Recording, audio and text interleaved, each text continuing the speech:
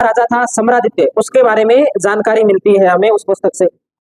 आज अगली पुस्तक पढ़ते हैं हम, इसके बाद अगले राइटर का नाम लिखते हैं हम श्रीधर। श्रीधर की अपने बात करें तो श्रीधर ने पुस्तक लिखी थी रणमल छंद। राइटर का नाम है श्रीधर, बुक है रणमल छंद। रणमल छंद, रणमल छंद जो पुस्तक है, इस पुस्तक में हमें एक इडर का शासक था रणमल, और गुजरात के अंदर एक स्थान पड़ता है पाटन, उस पाटन का शासक था जफर। इन दोनों के मध्य युद्ध का वर्णन मिलता है। कौन सी पुस्तक में मिलता है? रणमल छंद। तो हम लिख सकते हैं इस पुस्तक में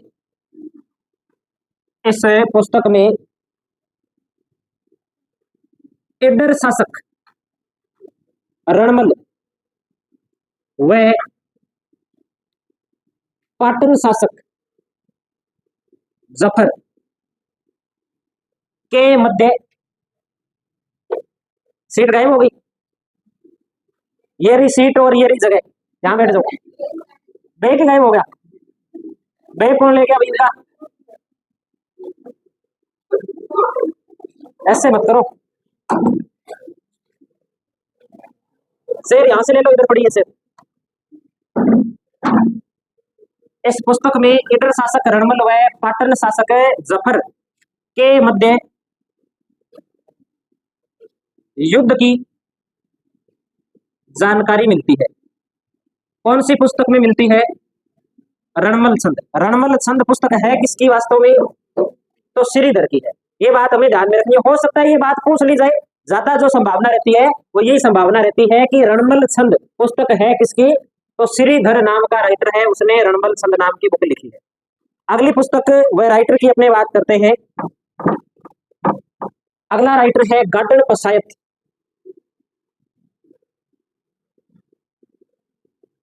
और इसकी बुक है गुण जोधायन।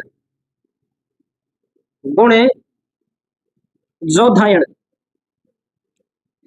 ये बात हमें ध्यान में रखनी है। श्रीधर की पुस्तक है रणमल छंद और गार्डन पसायत की पुस्तक है गुण जोधायन। गुण जोधायन। अगले राइटर की बात करते हैं इसके बाद केशवदास। केशवदास की हमने शायद पहले भी बात की थी। केशवदास की एक पुस्तक है विवेक वार्ता। विवेक वार्ता उपनिषद पर टीका है ये। उपनिषद पर टीका। देखो उपनिषद क्या है? तो प्राचीन समय के अंदर जो धार्मिक ग्रंथों की रचना हुई उन्हें क्या नाम देते हैं? अपने उपनिषद। जैसे अपने वेद होते हैं ना, वैसे ही क्या है? उपनिषद है। उपनिषद और वेदों की जो लैंग्वेज है वो कठिन है। उनको सरल रूप से समझने के लिए, सरल भाषा में लिखने के लिए किसकी रचना की जाती है? टीका की रचना की जाती है। जैसे अपनी इंग्लिश की किताब आती है और एक आती है संजीव पासबुक, उसमें लिखा होता है कि इसका मीनिंग ये है, इसका मीनिंग ये है। तो ऐसे मान लो कि एक प्रकार से संजीव पासबुक है, उसका सरल रूप में क्या दिया होता है? अनुवाद दिया होता है। तो केशवदास की पुस्तक कौन सी है? विवेक वार्ता। ये बात में ध्यान में रखें। अगली बात करते हैं इसके बाद। अगले राइटर है कुशल लाभ। कुशल लाभ। और कुशल लाभ की जो पुस्तक है, कुशल लाभ की पुस्तक का नाम मिलता है ढोला मारूरी चौपाई। ढोला मारूरी चौपाई। ढोला मारूरी चौपाई। ढोला मारूरी चौपाई पुस्तक किसकी है? तो कुशल लाभ की पुस्तक है। ढोला मारू कौन थे? तो ढोला राजा था, राजकुमार था नरवर का, जो आगे चल करके आमेर में कछवाहा राजवंश की क्या करता है? स्थापना करता है। मारू कौन थी? तो मारू उसकी पहली पत्नी का नाम था मारू। उन दोनों की प्रेम कथा का वर्णन चौपाई के रूप में किसने किया है? कुशल लाभ ने किया है। हमने एक पढ़ा था ढोला मारूरा दोहा, किसने लिखा है? कवि कलोल ने लिखा है ना। और एक हम बात करते हैं, दोहा की बात कर ली, चौपाई की बात कर ली, एक बात और लिखते हैं हम इसके बाद में। ढोला मारूरी वात नाम की जो पुस्तक है उसके राइटर है खुशाल चंद्र। कुशाल चंद्र। कुशाल चंद्र ने क्या लिखा है? ढोला मारूरी वात।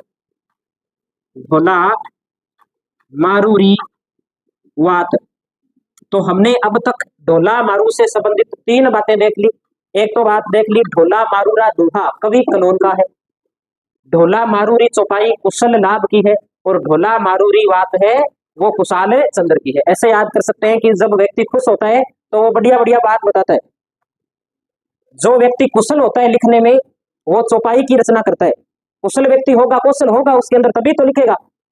ऐसे हर किसी को पकड़ा दे कि तू लिख दे, ले चौपाई लिख दे, क्या लिख देगा? चौपाई लिख ही नहीं पाएगा। कुशल व्यक्ति का काम है। तो ऐसे जोड़ के याद कर सकते हैं कि कुशल व्यक्ति चौपाई की रचना करता है, खुश व्यक्ति होता है वो पुरानी बात बताता है। तो ढोला मारूरी बात तो किसकी है? कुशाल चंद्र की। और कुशल लाभ की पुस्तक कौन सी है? ढोला मारूरी चौपाई।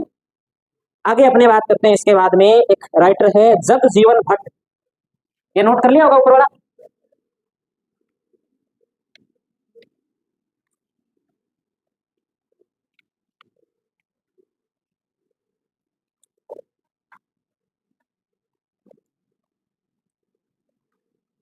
जगजीवन भट्ट की 2 पुस्तकें हमें याद रखनी है। एक पुस्तक का नाम मिलता है हमें अजितोदय, और एक पुस्तक का नाम मिलता है अभ्योदय। अजितोदय व अभ्योदय। अजितोदय व अभ्योदय। जगजीवन भट्ट की पुस्तकें हैं। अजीत सिंह और अभय सिंह की जानकारी देती है। कहाँ के शासक थे अजीत सिंह और अभय सिंह? मारवाड़ के शासक होते हैं।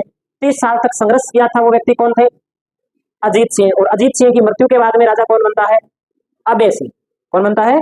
अभय सिंह। आगे अपनी बात करते हैं जगजीवन भट्ट के बाद में अगले राइटर के रूप में आप लिखे हरिनाभ। हरिनाभ। हरिनाभ की पुस्तक है केसरी सिंह समर। केसरी सिंह खंडेला का सामंत था। इसके बारे में इसने क्या है, इसके जीवन पर एक पुस्तक लिखी हरिनाभ ने। उस पुस्तक का नाम क्या रखा उसने? केसरी सिंह समर। समर का मतलब क्या होता है? समर, समर किसे कहते हैं? युद्ध को कहते हैं समर। संग्राम, समर, युद्ध से मतलब होता है। तो खंडेला के सामंत के बारे में जो पुस्तक लिखी है उस पुस्तक का नाम क्या है? केसरी सिंह समर। याद करना ही पड़ेगी बातें, और कोई इलाज नहीं है। जिसके दरबार में रहता था उससे संबंधित पुस्तकों की रचना की है। तो जगजीवन भट्ट की 2 पुस्तकें अभ्योदय व अजितोदय, हरिनाभ की पुस्तक केसरी सिंह समर। कुशाल चंद्र तो कुछ व्यक्ति बात बताता है, कुशल व्यक्ति चौपाई की रचना करता है। और केशवदास ने किस पे टीका लिखी थी? उपनिषद पर। विवेक वार्ता। विवेक, जिस व्यक्ति में विवेक होता है ना, वही उपनिषद को ढंग से पढ़कर उस पे टीका लिख सकता है, उसकी व्याख्या कर सकता है। इस प्रकार से जोड़ के इस चीज को अपने याद कर सकते हैं। अगले राइटर के रूप में लिखिए आप बादर ढाडी। बादर ढाडी। बांदर मत लिख देना। बादर ढाडी की अपने बात करते हैं।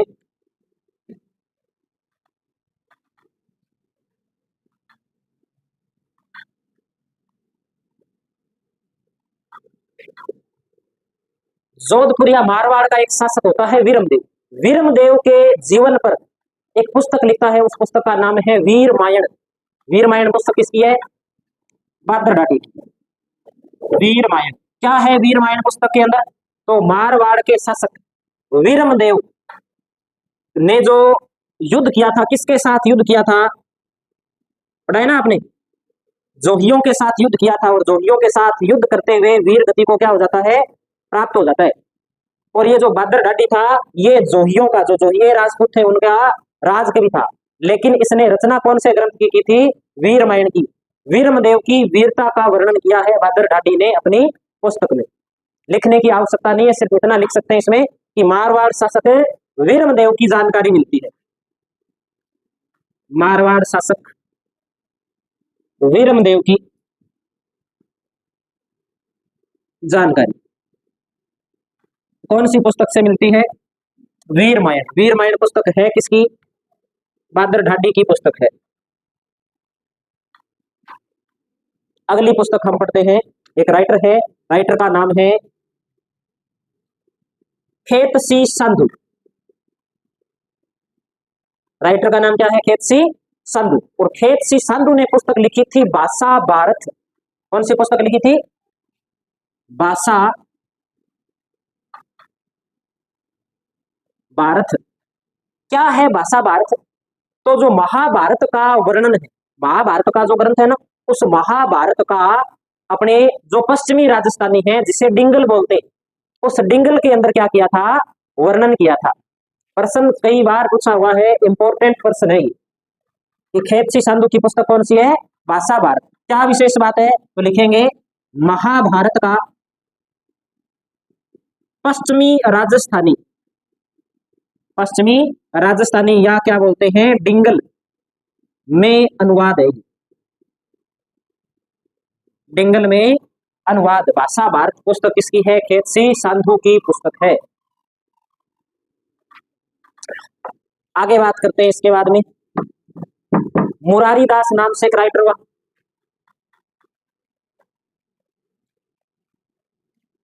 मुरारी दास, इस मुरारी दास ने मारवाड़ के शासक थे जसवंत सिंह सेकंड, और जसवंत सिंह सेकंड पर एक पुस्तक लिखी। इस पुस्तक का नाम था जसवंत जसो भूषण। कौन सी पुस्तक लिखी थी? जसवंत जसो भूषण। जसवंत जसो भूषण। इंग्लिश में याद करोगे तो भी नाम ये याद करना पड़ेगा, जसवंत जसो भूषण। मुरारी दास का नाम मुरारी दास ही रहेगा। किसके बारे में लिखी है? तो जसवंत सिंह सेकंड के बारे में।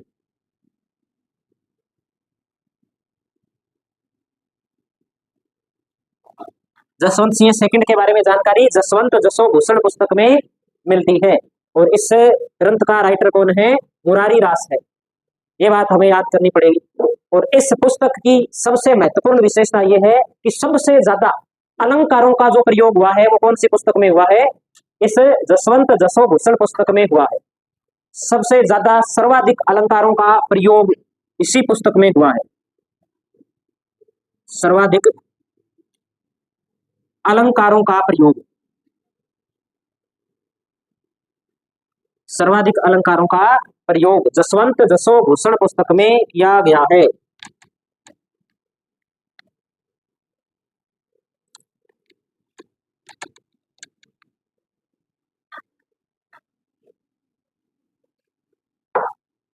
आगे लिखे इसके बाद, आगे लिखते हैं इसके बाद में हम सदाशिव भट्ट, अगले राइटर सदाशिव भट्ट। और सदाशिव भट्ट की पुस्तक मिलती है हमें राज विनोद।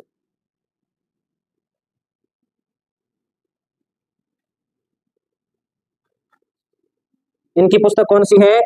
राज विनोद। बीकानेर का वह शासक जिसने अकबर की अधीनता स्वीकार की थी, कौन था? कल्याणमल। कल्याणमल का दरबारी कवि था सदाशिव भट्ट। किसका दरबारी कवि था?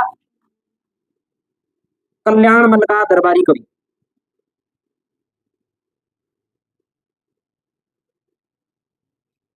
ऐसे पृथ्वीराज चौहान तृतीय का दरबारी कवि कौन था?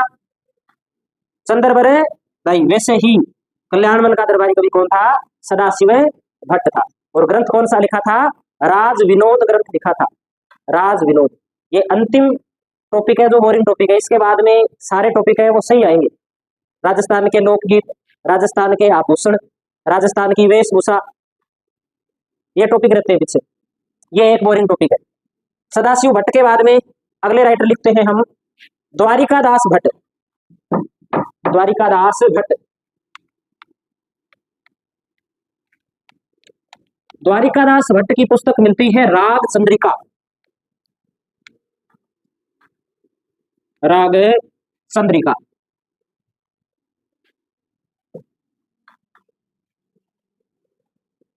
द्वारिका दास भट्ट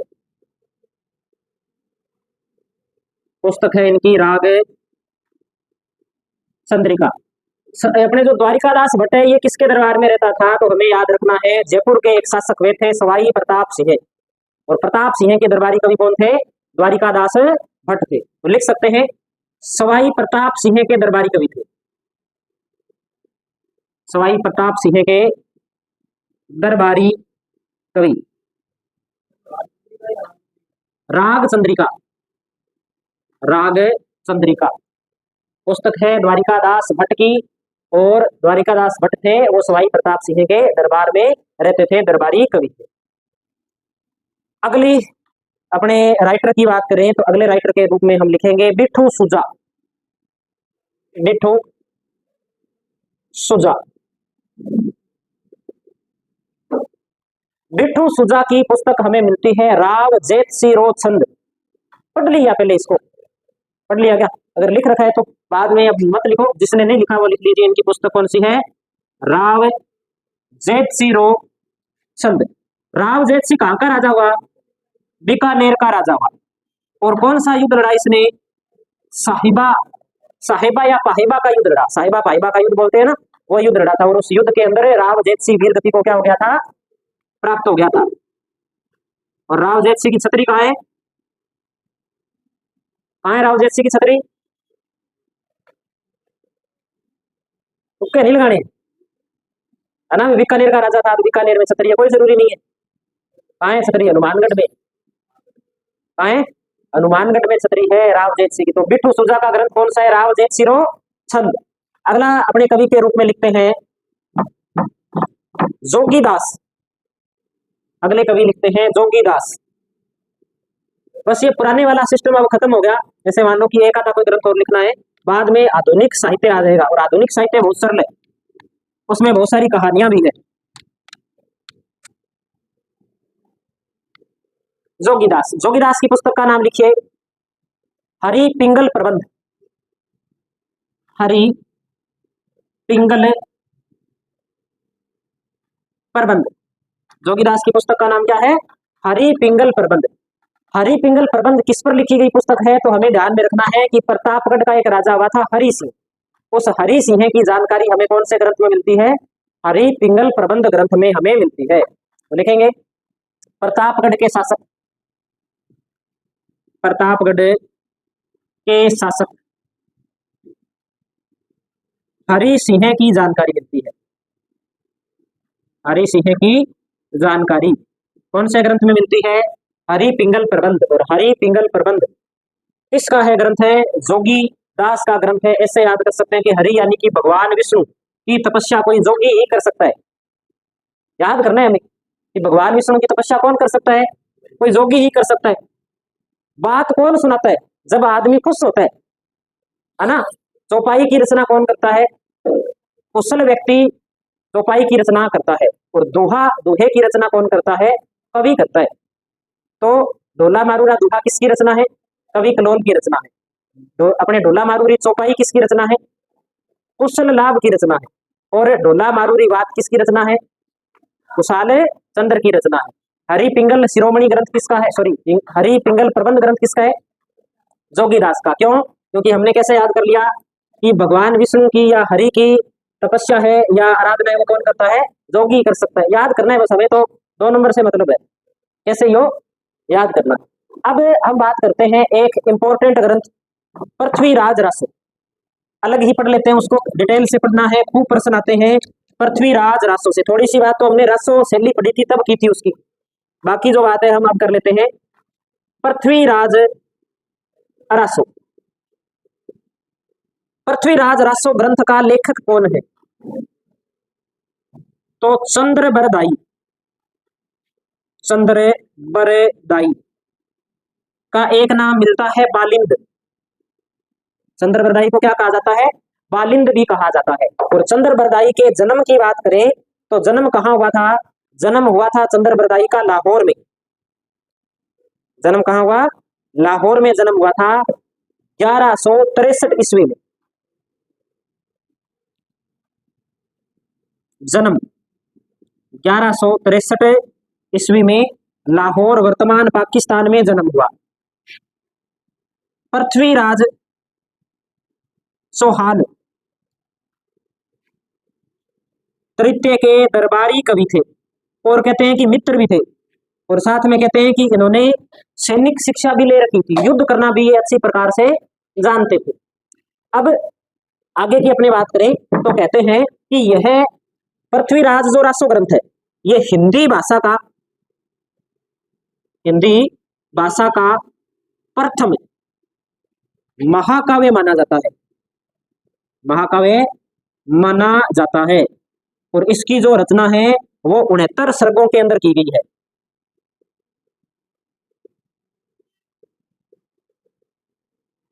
69 सर्ग के अंदर डिंगल व पिंगल भाषा का प्रयोग किया गया है इसमें। यहाँ नीचे जो लिख रहा हूँ दिखाई दे रहा है, यहाँ लिख देता हूँ ना, लिख देंगे डिंगल व पिंगल भाषा का प्रयोग। किसके बारे में जानकारी मिलती है? पृथ्वीराज चौहान तृतीय के बारे में जानकारी मिलती है। लेकिन हम ये पढ़ते हैं कि जब तराइन का दूसरा युद्ध हुआ था, दूसरे युद्ध के अंदर पृथ्वीराज चौहान युद्ध हार जाते हैं। हारने के बाद में मोहम्मद गौरी पृथ्वीराज चौहान को बंदी बना लेते हैं इस ग्रंथ के अनुसार, और कहाँ ले जाते हैं? गजनी ले जाते हैं। और गजनी ले जाकर के कहते हैं कि पृथ्वीराज चौहान की दोनों आंखें फोड़ दी जाती है, उन्हें अंधा कर दिया जाता है। और बाद में कहते हैं कि पृथ्वीराज को ढूंढते ढूंढते वहां पर कौन पहुंच जाता है? चंद्रवरदाई पहुंच जाता है साधु के वेश में। जैसे ही चंद्रवरदाई वहां पे जाता है, पृथ्वीराज चौहान चंद्रवरदाई को उसकी आवाज से पहचान लेते हैं। और पहचानने के बाद में चंद्रवरदाई है वो वहां के राजा मोहम्मद गौरी से क्या कहते हैं कि आपने जिस व्यक्ति को बंदी बना रखा है वो व्यक्ति है वो क्या है? शब्द भेदी वाण चलाना जानता है। शब्द भेदी यानी कि शब्द की आवाज के आधार पर तीर चलाता था, और वो तीर बिल्कुल सही निशाने पर लगता था। तब मोहम्मद गौरी कहता है कि मैं ये कर्तव्य देखना चाहता हूँ, लेकिन मुझे पता है कि पृथ्वीराज चौहान मना कर देंगे, मेरे को यह कर्तव्य नहीं दिखाएंगे। तब चंद्रवरदाई कहता है कि बोल तो मैं देता हूँ, मेरे कहने पर दिखा देगा, मेरी बात मान लेगा, वो साधु की बात वो कभी नहीं टालेगा। तो चंद्रवरदाई जाके बोलते हैं कि आप निशाना लगा दीजिए। निशाना कहाँ लगाना है वो मैं बता देता हूँ। तब क्या बोलते हैं वो? 4 बांस 24 गज अंगुल अष्ट प्रमाण, ता ऊपर सुल्तान मत चुके चौहान। क्या कह दिया कि इतनी ऊंचाई पर यहाँ पर बैठा है, निशाना लगा दो। तो आंखें तो थी नहीं, उसी अपनी धनुर्विद्या के आधार पर उसने कहते हैं बाण छोड़ा था, और वो बाण किसके जाके लगा था? मोहम्मद गौरी के जाके लगा था। ऐसा इस ग्रंथ के अंदर बताया गया। वास्तव में क्या है उसका मैं कुछ नहीं कहता, इस ग्रंथ में जो बात कही गई है वो बात मैं कह रहा हूँ। क्योंकि अपने इतिहास में ये भी पढ़ते हैं कि उसके बाद में तो मोहम्मद गौरी कहाँ आक्रमण करता है? इधर उस चंदेल पे आक्रमण करता है, चंदेल पर नहीं, गढ़वाल पे आक्रमण करता है, जयचंद गढ़वाल के ऊपर, है ना? हाँ, जिसने मोहम्मद गौरी को भारत में बुलाया था। तो वो अलग बात है। अपने इस ग्रंथ की अगर बात करें तो इस ग्रंथ में हमें ध्यान रखना है कि इस प्रकार मोहम्मद गौरी की मृत्यु तो किससे हो जाती है? शब्द भेदी वाण से हो जाती है। और ये जो चंद्रवरदाई है इसके पास में कटार होती है, उस कटार से पृथ्वीराज चौहान की क्या कर देता है? वो हत्या कर देता है, और खुद क्या कर लेता है? आत्महत्या कर लेता है। ऐसी जानकारी हमें इस ग्रंथ से मिलती है। तो अब एक बात है कि अगर ये आत्महत्या कर रहा है चंद्रवरदाई, तो ये ग्रंथ पूरा तो नहीं करेगा। तो इस ग्रंथ की रचना पूर्ण किसने की? रचना पूर्ण की जलहन ने। रचना किस, इधर लिख देता हूं मैं, रचना पूर्ण किसने की? रचना पूर्ण जलहन, जलहन ने इसकी रचना पूर्ण की। आगे इस ग्रंथ की और बात करते हैं हम थोड़ी सी, कि ये जो ग्रंथ है ये ग्रंथ ऐसे मान लो कि ये ग्रंथ गायब ही था, इस ग्रंथ के बारे में हमें कोई जानकारी नहीं। तो इस ग्रंथ को प्रकाश में कौन लेकर के आया? इस ग्रंथ का उद्धारक कौन है? तो लिखेंगे पृथ्वीराज रासो ग्रंथ का उद्धारक। पृथ्वीराज रासो ग्रंथ का उद्धारक। तो घोड़े वाले बाबा कौन है? Colonel James Tod. तो पृथ्वीराज रासो ग्रंथ के उद्धारक किसे कहा जाता है? कर्नल जेम्स टोड को कहा जाता है। ये बात हमें ध्यान में रखनी है। और एक बात हमें ये भी ध्यान में रखनी है कि वर्तमान में यह ग्रंथ उदयपुर संग्रहालय में संरक्षित है। वर्तमान में यह ग्रंथ या यह पुस्तक या यह बुक उदयपुर संग्रहालय में, उदयपुर संग्रहालय में संरक्षित है।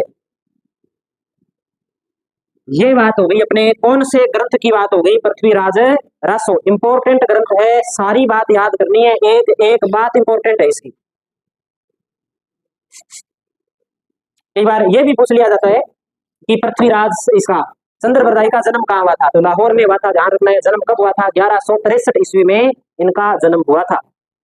और किसके दरबारी कवि थे? तो प्रश्न ये भी आ सकता है, क्योंकि देखो इस समय जो पृथ्वीराज चौहान है ना, पृथ्वीराज चौहान इस समय दिल्ली के शासक है, और दिल्ली पर अधिकार करने के लिए मोहम्मद गौरी क्या कर रहा है? आक्रमण कर रहा है। ये बात हमें ध्यान में रखना। अब ये ऐसे मान लो कि बड़ा बड़ा जो पुराना साहित्य है, प्राचीन साहित्य है, वो अपने कंप्लीट हो जाता है। अब हमें जो पढ़ना है वो पढ़ना है राजस्थान का आधुनिक साहित्य हम पढ़ते हैं। तो हम हेडिंग लगाते हैं राजस्थान का आधुनिक साहित्य।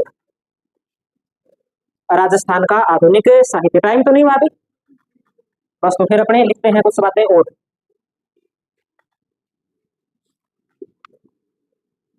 राजस्थान का आधुनिक साहित्य, मॉडर्न लिटरेचर ऑफ राजस्थान।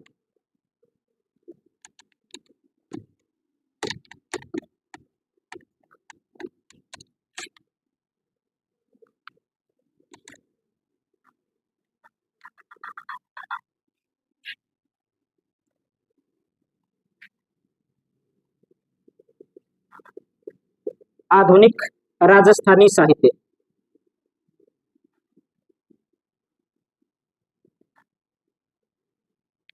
कुछ इंपॉर्टेंट अपने पुस्तकों की बात करते हैं। जैसे एक बात तो हमें ध्यान में रखनी है कि राजस्थानी भाषा की पहली कहानी कौन सी है। राजस्थानी भाषा में लिखी गई पहली कहानी लिखेंगे राजस्थानी भाषा की प्रथम कहानी। राजस्थानी भाषा की प्रथम कहानी तो कौन सी कहानी थी, बता सकता है कोई? क्या नाम था कहानी का? तो कहानी का नाम था विश्रांत प्रवास। विश्रांत प्रवास। तीन बातें लिखेंगे और तीनों का राइटर एक ही है, एक साथ ही अपने लिखेंगे।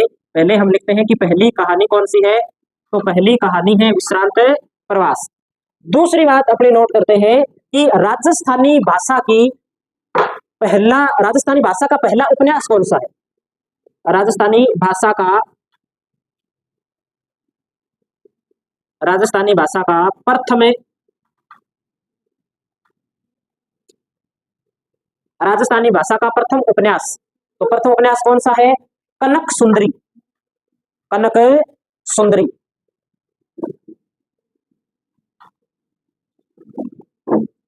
और तीसरी बात कि राजस्थानी भाषा के अंदर पहला नाटक कौन सा लिखा गया था। राजस्थानी भाषा का प्रथम नाटक,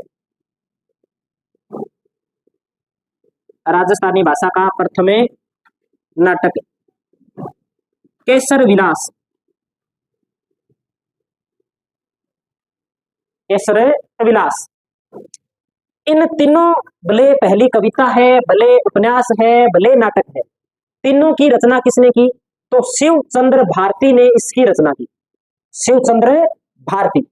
इन तीनों का लेखक एक ही है। लेखक का नाम क्या है? शिव चंद्र भारती, या कुछ जगह भारतीय भी लिखा हुआ मिलता है, शिव चंद्र भारतीय। दोनों ही बात सही है। तो पहली कहानी विश्रांत प्रवास, उपन्यास। देखो कहानी क्या होती है, उपन्यास क्या होता है, और नाटक क्या होता है, एक तो नहीं होते तीनों, अलग अलग बात होती है। जैसे कहानी किस प्रकार से होती है कि एक बार एक राजा होता है, राजा युद्ध करने के लिए जाता है, तो वो कहानी की श्रेणी में आता है। उपन्यास, उपन्यास के अंदर, उपन्यास में क्या होता है, उपन्यास इस प्रकार से जैसे अपने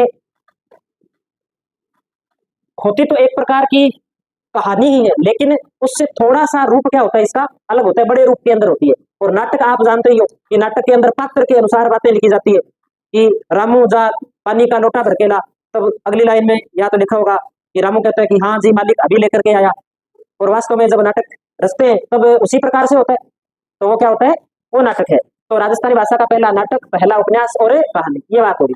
अब अगली बात करें इसके बाद हम, राजस्थानी भाषा का प्रथम 12 मासा ग्रंथ क्या होता है? 12 मासा ग्रंथ राजस्थानी भाषा का प्रथम 12 मासा ग्रंथ ऐसा ग्रंथ है जिसमें एक साल के अंदर 12 महीने होते हैं। 12 महीनों के अंदर जिस प्रकार की ऋतु होती है, जिस प्रकार का मौसम होता है, जिस प्रकार के समाज के जीवन में क्रियाकलाप होते हैं, उनकी जानकारी हमें मिलती है।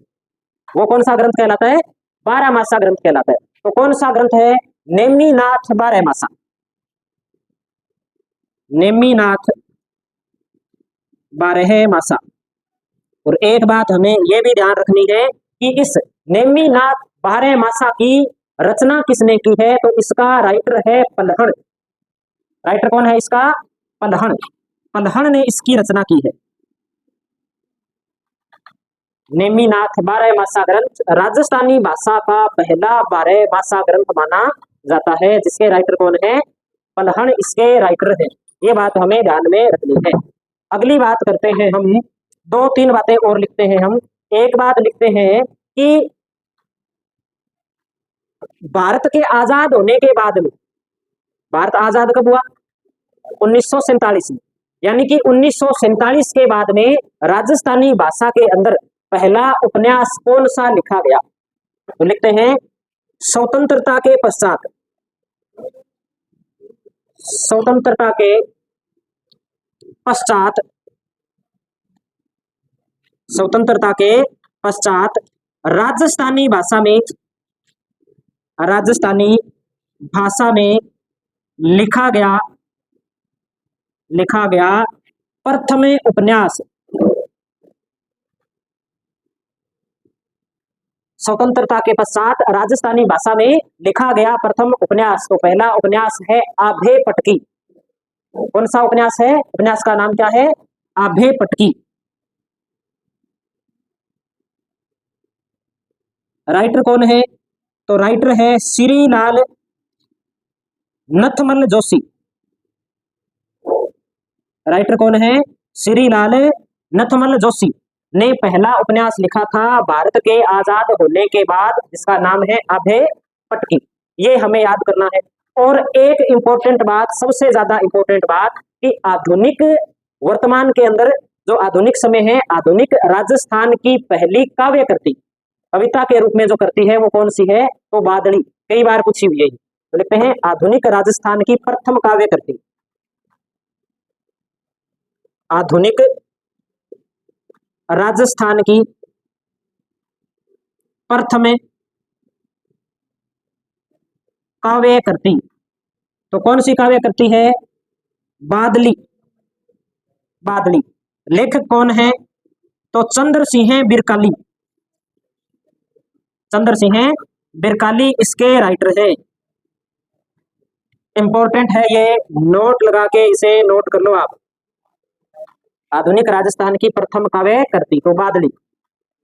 भारत के आजाद होने के बाद का पहला उपन्यास राजस्थानी भाषा के अंदर तो आभे पटकी श्रीलाल नथमल जोशी का है, जो 1956 के अंदर उन्होंने प्रकाशित किया था।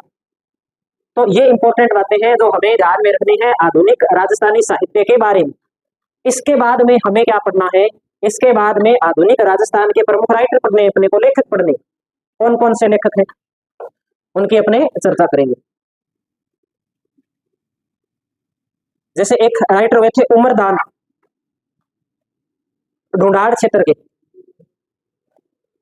इन्होंने साधु सन्यासियों के द्वारा, प्रमुख रूप से जो दादू पंथ था, जयपुर के आसपास जो लोग रहते थे, उनके द्वारा जो लूट मचाई हुई थी उस पर प्रकाश डाला था इन्होंने। क्योंकि जो दादू पंथी लोग थे ना, दादू पंथ को जयपुर का जो राज परिवार था वो उनको एक प्रकार से आश्रय देता था। अगर राजा के पास में कोई जाके ये कह देता कि मैं दादू पंथी हूँ, दादू जी को मानता हूँ और मुझे नौकरी चाहिए, तो उसे तुरंत प्रभाव से क्या मिल जाती थी? नौकरी मिल जाती थी। यानी कि एक प्रकार से सिफारिश लगती थी। तब इस उमरदान ने एक दोहा, कुछ कविताओं की रचना की थी, जिसमें एक इसका प्रमुख जो अपने कह सकते हैं कि रचना है, वो रचना इसने लिखी थी कि जय तन चाहिए धन और माया, तो दादू पंथी खोजा भाया। किस लिए कहा था कि नौकरी चाहिए तेरे को, तो जाके राजा से क्या कहना है कि मैं दादू पंथी हूँ, तेरे को तुरंत प्रभाव से क्या मिल जाएगी? नौकरी मिल जाएगी। इसने बहुत सारी जैसे समाज के अंदर अवगुण थे उन पे प्रकाश डाला था। जैसे इसने एक पुस्तक लिखी थी, उस पुस्तक का नाम था दारू रा दोष अमल रा अवगुण। वे दारू नहीं पीनी चाहिए, शराब नहीं पीनी चाहिए, उसके क्या गलत प्रभाव पड़ते हैं। अमल नहीं खाना चाहिए, अमल का नशा नहीं करना चाहिए, उसके अवगुण क्या है, उस पर इसने प्रकाश डाला था। भजन करने चाहिए, भजन री महिमा, इस पे प्रकाश डाला था। और भ्रष्टाचारी साधुओं के द्वारा जो कर्मकांड किए जा रहे थे उस पर इसने प्रकाश डाला था। तो इसने कौन कौन सी इसकी रचना है, इससे आगे भी और बहुत सारे कवि है, उनके बारे में अपने कल चर्चा करेंगे। आज इतना करते हैं।